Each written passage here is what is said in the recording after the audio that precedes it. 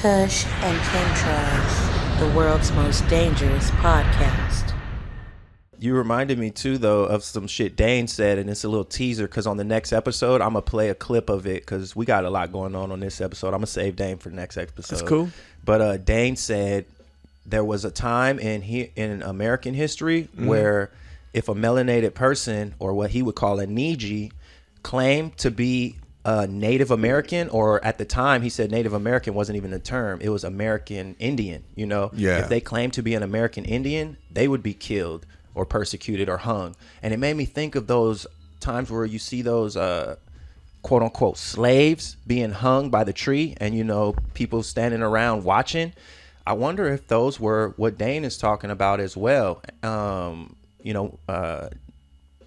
Native Indians, you know? Yeah. Because he's saying literally, he didn't go to make that connection, you know, like to say those pictures that we've seen or put anything on the screen. But I instantly thought of it because we've all seen those pictures, you know, coming up as a child where you see, you know, a melanated person hanging from the tree, you know, like at a barbecue, you know what I mean? They even say that's where the term barbecue came from, you know? So, yeah, Dane said even saying you were a Native American at the time, you would get killed or, you know, persecuted for.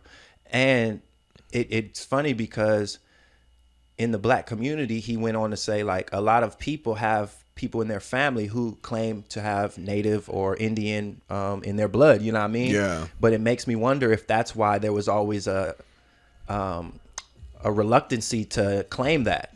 Because maybe from those times it was already put in their head, this. Don't claim that. I'm gonna it can get you in piggyback on trouble. what you said.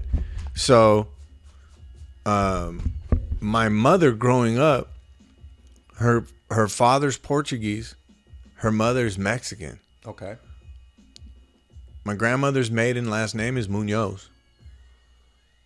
My grandfather's Portuguese, his last name is Flores. So Flores is actually Portuguese, but Portugal's right next to Spain. Okay. So the languages are very similar in the way they're spelled, but European Portuguese is very different than Brazilian Portuguese. Brazilian Portuguese is a little more similar to Spanish. Okay. European Portuguese is fucking weird. It's kind of it's different. Okay.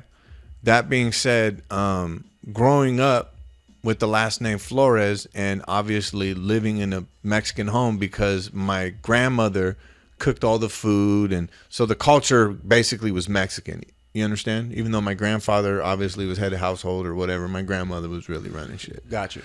Okay, so they were told, say you're Spanish and French if they ask you what Flores is. Don't say that you're Mexican because you'll get treated like shit, right?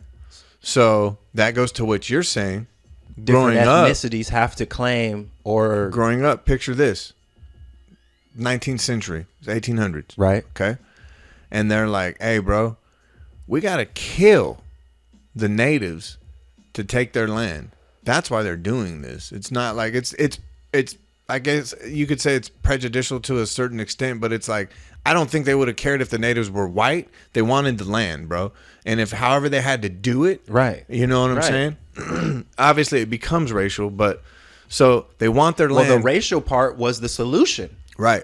Exactly. The construct they came up with. Exactly. Because that's a class. That's what we'll get into. Exactly. Right. So that's why I'm glad you told about your heritage, because that's what we need to get back to. Yeah. Saying the country of origin, or, you know, the place of origin that we're from, like we used to. Right. I'm sure. I don't know. I wasn't there, but I am that, since we're all, you know, everlasting. For sure. Go ahead. So, what was I saying? Oh, shit. You were talking about Portuguese, and then the people chose to say they were Spanish. Oh, okay. So what I'm saying is, picture this. So if the natives are being killed for their land, and I believe you believe that the natives were what we call today black people. Okay. All right? Yes. And then there were some African slaves here.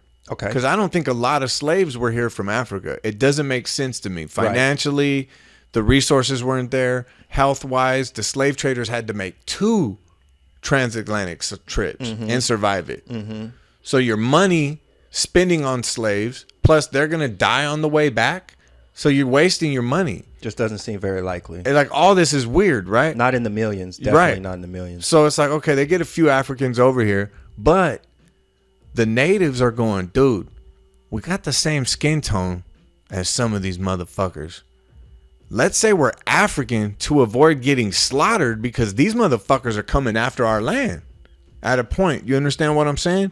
To a degree where it becomes so the natch that everyone's just like, yeah, I'm black. I'm black. And the classification though comes from the ruling force. So that's what Dane gets into. Is it's like we got to damn near play the Dane now, bro, because it's like a paper genocide. So not only, like you said, do you have to kill the native to get the land, but you really just have to detach the native from the idea that it's even his land. Right. So once you tell the native he can no longer say he's native, and then you reclassify him as Negro, now you've effectively put him in the same category as the African, because Dane goes into a book or a resource that he has where the classifications of Negro and African were separate. Yeah. And then, of course, we know black people went on to be colored and African American now, but Negro, black, so there's so many different names. And most people, don't know that none of those were of our own choosing. Right. These are all names that were really given to us as classifications. Kush and Chemtrails, the world's most dangerous podcast.